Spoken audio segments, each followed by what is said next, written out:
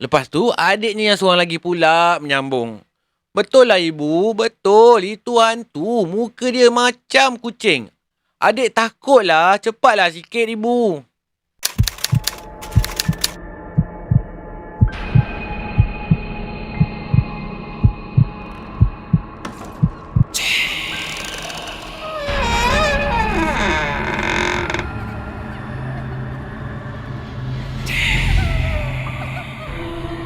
اللهم صل على سيدنا محمد وآله وصحبه وسلم.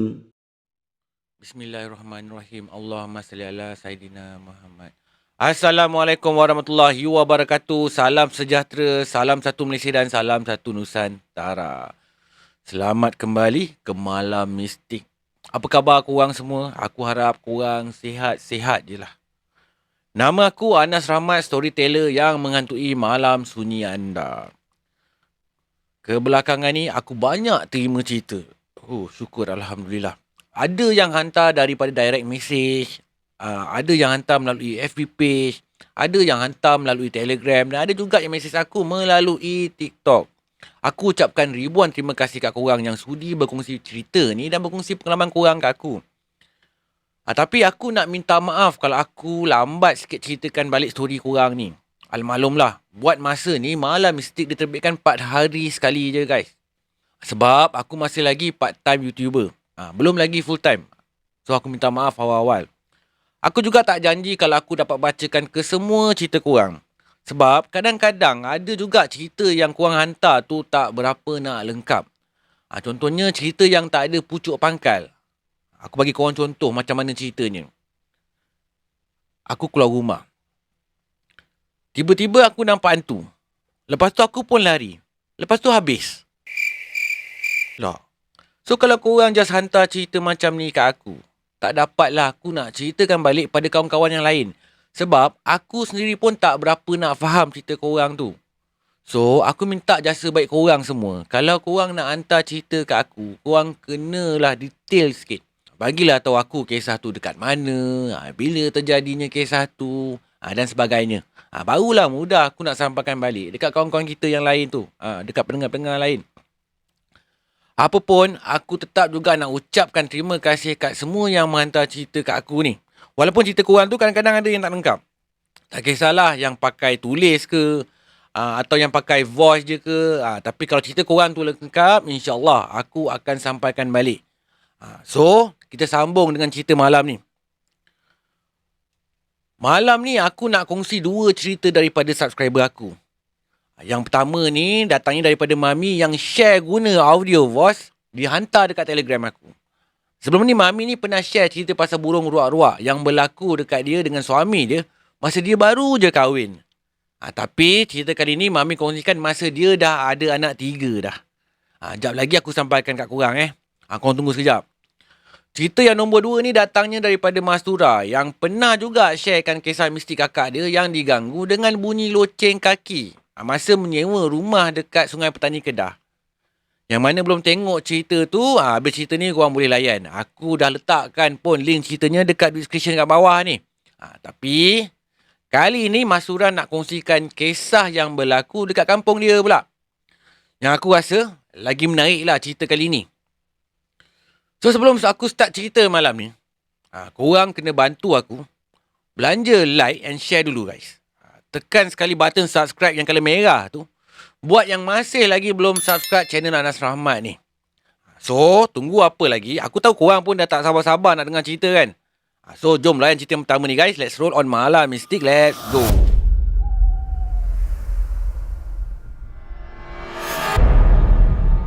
Cerita ni berlaku sekitar tahun 1998. Hari tu, Mami ni dapat satu panggilan yang mengatakan ayah mentua dia ni meninggal dunia dekat kampung. So, hari tu jugalah Mami dengan keluarga dia ni daripada Pulau Pinang bergegas balik ke kampung halaman dia yang terletak dekat Sik Kedah. Mami ni balik kampung masa tu bersama dengan suami dia, seorang anak perempuan dia dan 2 orang anak lelaki kembar dia yang berusia 3 tahun lebih masa tu. Sampai-sampai kampung petang tu, jenazah dah pun siap diuruskan dan dikebumikan. So rancangannya, bila malam nanti akan diadakan tahlil kat rumah arwah bapak mentua mami ni. Memandangkan waktu tu masih petang lagi, so diorang ni pun ambil keputusan nak stay dulu dekat rumah Tok Wan suami mami ni, yang sementara nak tunggukan waktu tahlil malam nanti. Rumah Tok Wan suami mami ni taklah berapa jauh sangat pun daripada rumah arwah ayah mentua mami ni. Jaraknya lebih kurang 6 km saja. Nak dijadikan cerita, lepas daripada maghrib tu, keluarga mami ni semua pun bersiap lah nak ke majlis tahlil arwah ayah mentua mami ni. Memandangkan mami ni bersama dengan 2 anak kembar lakinya yang berusia minta maaf guys. Memandangkan mami ni bersama dengan 2 anak kembar dia yang berusia 3 tahun lebih ni, yang masa tu memang tengah aktif sangat. So mami ni taklah ikut sama suami dia dengan yang lain-lain tu pergi ke majlis tahlil arwah ayah mentua mami ni. So mami ni just tinggal je dekat rumah Tok Wan ni dengan 2 orang anak lelaki kembar dia tu. Ceritanya macam ni guys.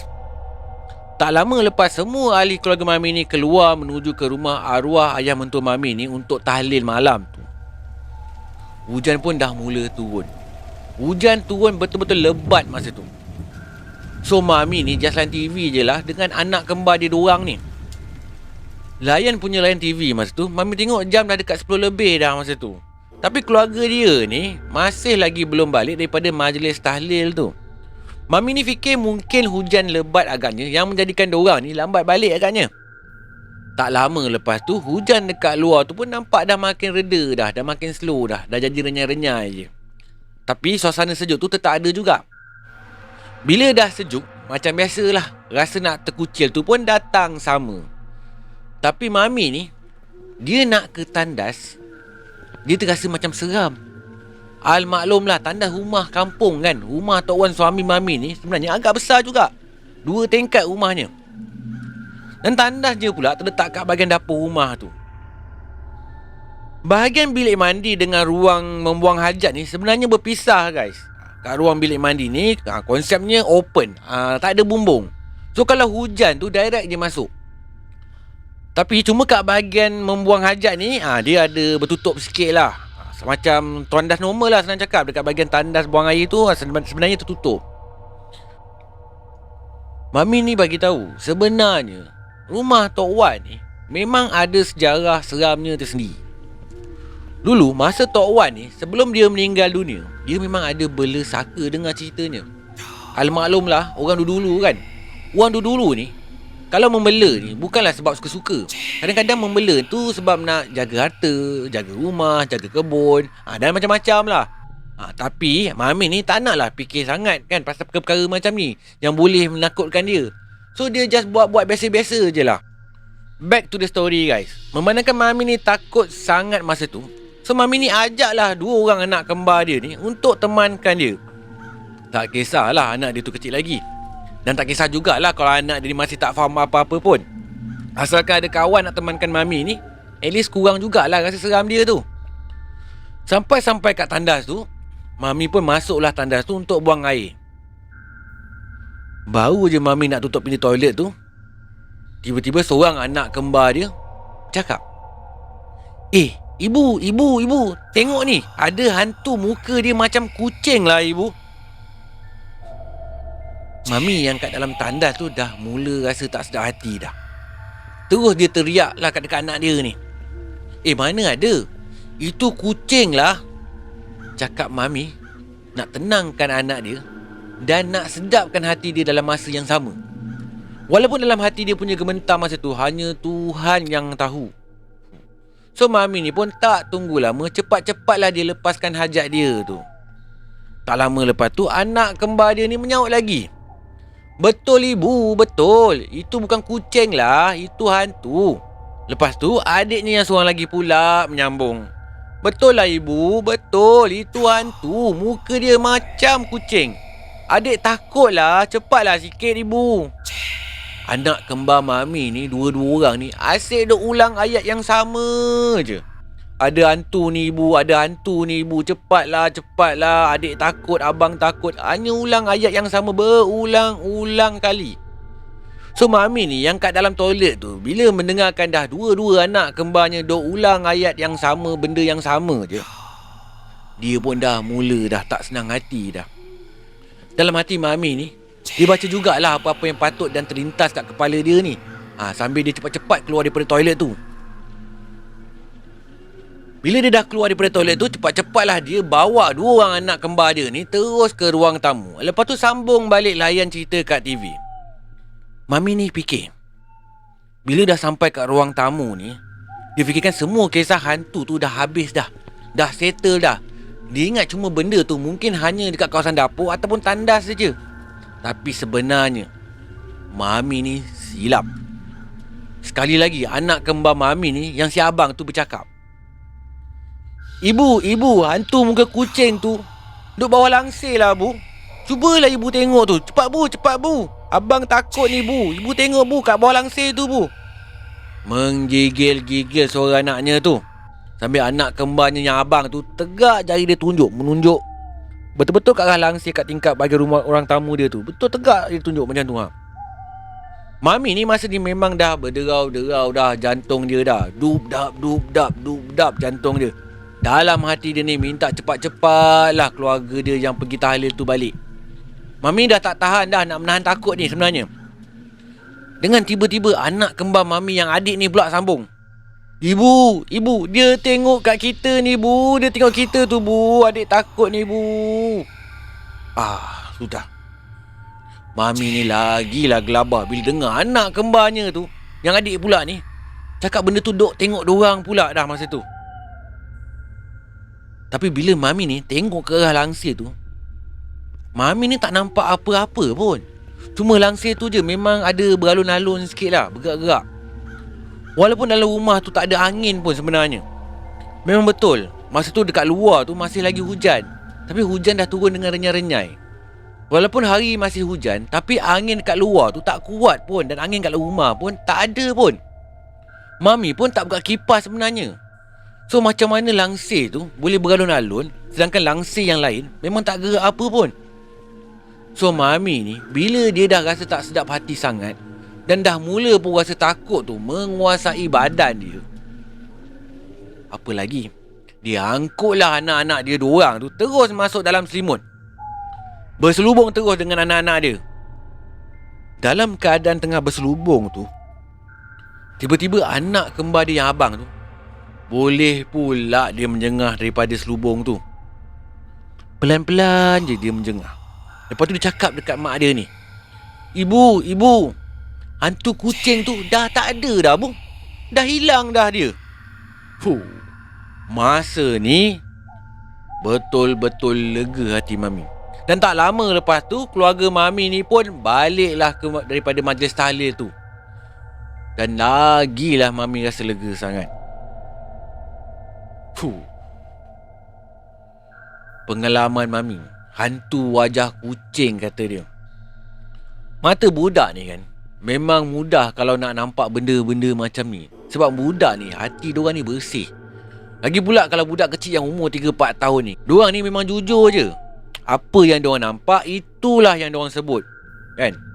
Kalau aku kat situasi Mami ni pun silap kecut perut juga, kan? Walaupun mata ni tak nampak apa-apa. Betul tak? Okay guys, itu kisah Mami. So kita sambung balik dengan next story, kisah Mastura pula. Let's go.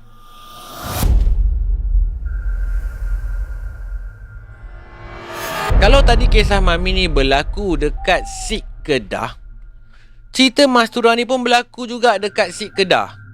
Dua cerita Sik Kedah malam ni. Okay, kita sambung guys. Masa tu awal-awal Astro ni dia perkenalkan dekat Malaysia. Kalau tak salah aku dalam tahun 1996 ataupun 1997, gitulah. Sekejap lagi aku cerita apa kena mengenai Astro dengan cerita ni. Aku nak minum kejap. Sekejap. Tekak kering.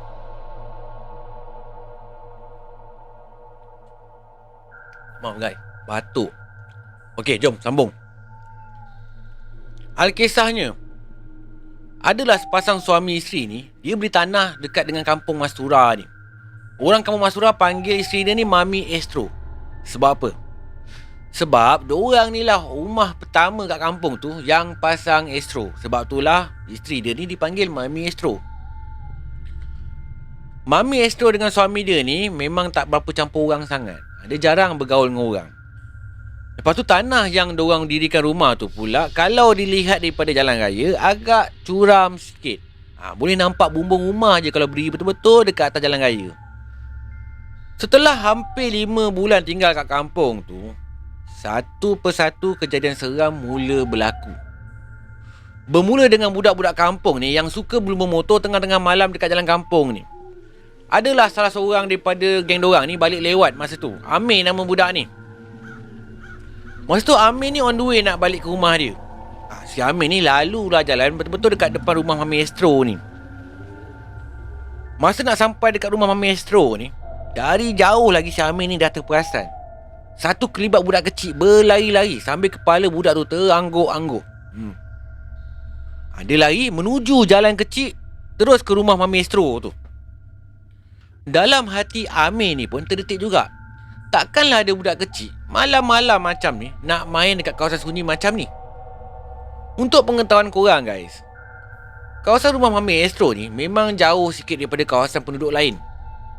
Dan dekat area kawasan rumah Mami Astro ni cuma ada kebun durian, ada dengan rambutan je. So tak mungkin lah ada budak-budak kecil yang boleh nak main dekat kawasan rumah Mami Astro ni malam-malam sunyi macam ni. Sebab tak ada rumah lain pun yang berdekatan dengan rumah Mami Astro ni.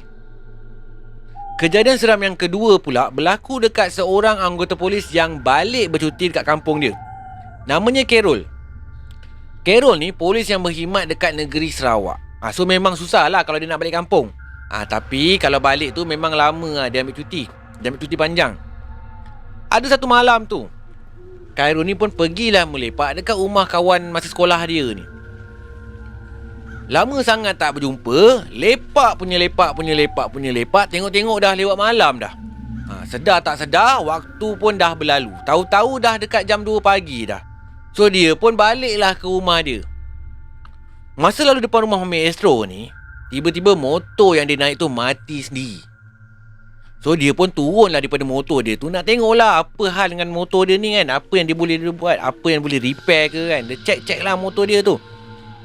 Tengah dia menunduk tengok apa yang berlaku dekat motor dia ni, tengah betulkan motor dia tu, tiba-tiba dia terdengar macam ada bunyi sesuatu yang berkepak. Kelepak.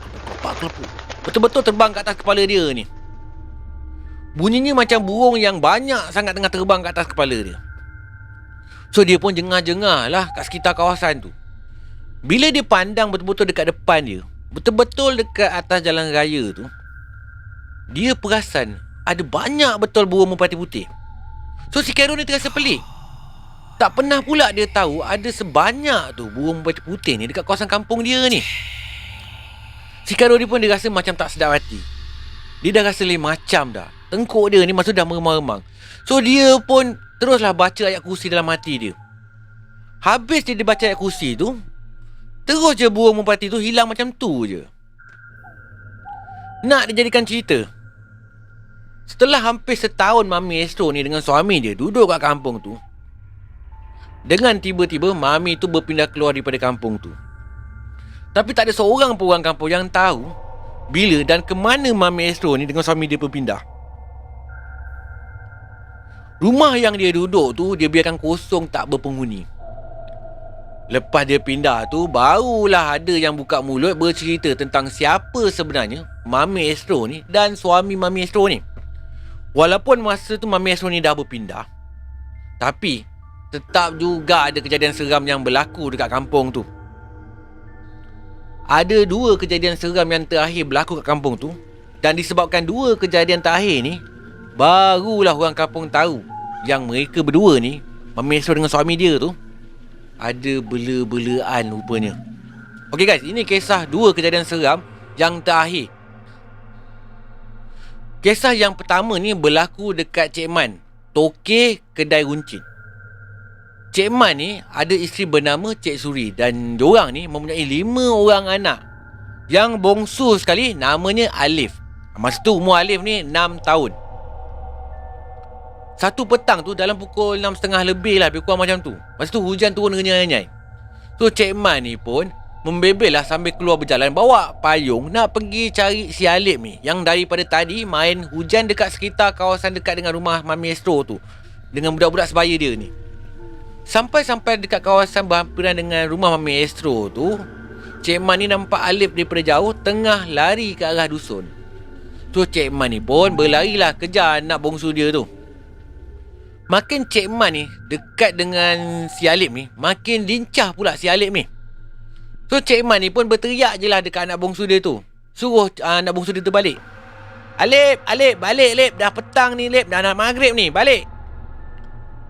Tapi bila Cik Man ni panggil si Alip ni bertindak lagi aneh.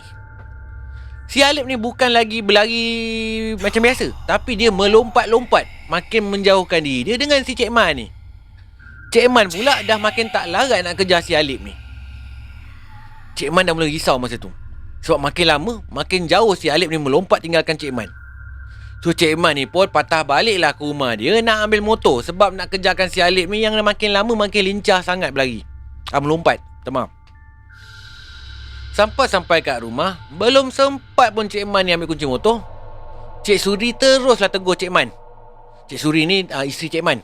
Dia tanya dengan Cik Man, "Abang nak pergi mana tu bang? Dah nak maghrib ni bang."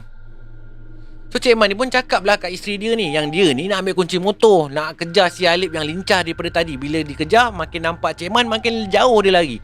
Dah Cik Man dah tak larat lah nak kejar si Alip ni. So mendengarkan macam tu, Cik Suri ni pun cepat-cepat lah cakap dekat Cik Man, Alip ada kat dalam tu bang, tengah minum Milo. Balik daripada main hujan tadi, dia terus mandi. Lepas tu dia terus duduk kat situ minum Milo. Sudah.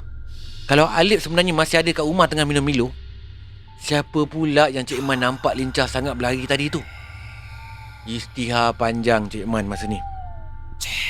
Kejadian kedua pula, kisah seorang ibu tunggal ni, Izzah nama dia. Dia tinggal dengan seorang anak lelaki dia yang berusia 7 tahun, bernama Hairi. Satu malam tu, masa si Izzah ni tengah minum kat dapur seorang diri, si Izzah ni duduklah menghadap tingkap, betul-betul menghadap ke depan rumah dia. Kat belakang dia pula tu ada laluan untuk menuju ke tandas. Laluan kecil untuk menuju ke tandas. Tengah-tengah dia mengelamun tu, tiba-tiba dia dengar anak dia si Hairi ni berlari menuju ke tandas.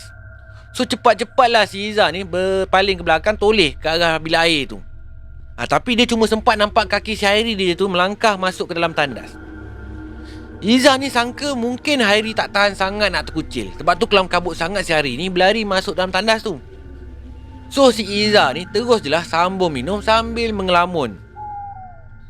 Tak lama lepas tu, si Izzah ni baru tersedar yang si Hairi ni dah lama sangat duduk dalam toilet tu.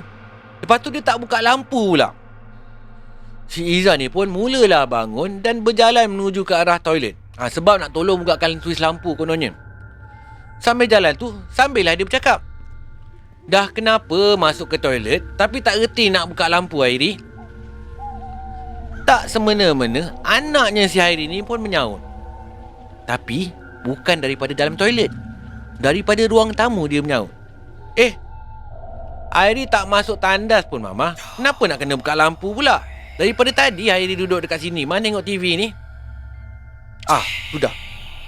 Kalau Hairi ni dekat ruang tamu, siapa pula yang Izzah nampak masuk dalam toilet tadi tu? Teruslah masa ni si Izzah ni meremang dah. Selepas dua kejadian ni berlaku, orang-orang kampung pun cubalah minta tolong dengan seorang ustaz ni untuk bantu selesaikan apa yang terjadi kat kampung tu. Orang kampung dah mula tak tahan dah. Dan akhirnya ustaz tu dapat tangkap benda yang ditinggalkan yang dipercayai mengganggu orang-orang kampung. Dan benda tu sendiri yang mengaku yang dorang ni ditinggalkan kat rumah kosong milik Mami Astro dengan suami dia tu. So tak lama lepas tu, lepas ustaz ni buang benda-benda tu semua, kawasan kampung tu pun kembali pulih. Dan tak ada lagi dah gangguan-gangguan lagi dah. Dan benda yang dipanggil tu sebenarnya dipercayai adalah tuyul dan anak kerak.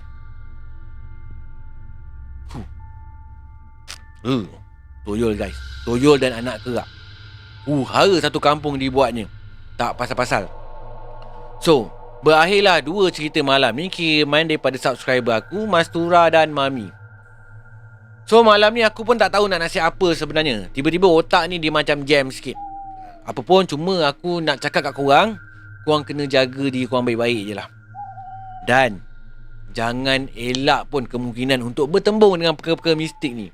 Kalau korang nak dijodohkan bertemu, akan jumpa juga. Aku bukanlah nak menakutkan korang. Aku cuma nak ingatkan aja. Sebenarnya bukan untuk korang je, tapi untuk aku juga sebenarnya. So, nak tak nak, kenalah bersedia juga. Manalah tahu kan, kalau tiba-tiba benda ni datang jumpa dengan kita ke, terserempak ke. Kan? So, kalau perkara-perkara mistik ni menghantui korang, korang ready je guys. Aku gurau je. Jangan nak marah. Gurau sikit je. Okay guys, sampai sini je malam mistik kali ni. Terima kasih aku ucapkan kat korang kerana layan cerita aku ni sampai habis. Terima kasih juga buat Mami dan Mansura yang send cerita ni kat aku, untuk aku sampaikan kat korang semua. Sama ada seram atau tidak cerita ni, yang tu korang kena tentukan. Just tulis simple komen kat bawah ni. Bantu aku tulis pendapat korang berkaitan dengan cerita malam ni. Dan yang mana belum subscribe aku tu, jangan lupa bantu aku subscribe channel Anas Rahmat ni guys. Bantu aku guys. Okay, sehingga kita jumpa lagi di malam misteri yang akan datang. Korang take care yourself. Aku cakap Inggeris hari ni. Assalamualaikum warahmatullahi wabarakatuh. Salam sejahtera, salam satu Malaysia dan salam satu Nusantara. Goodbye. Malam Mistik.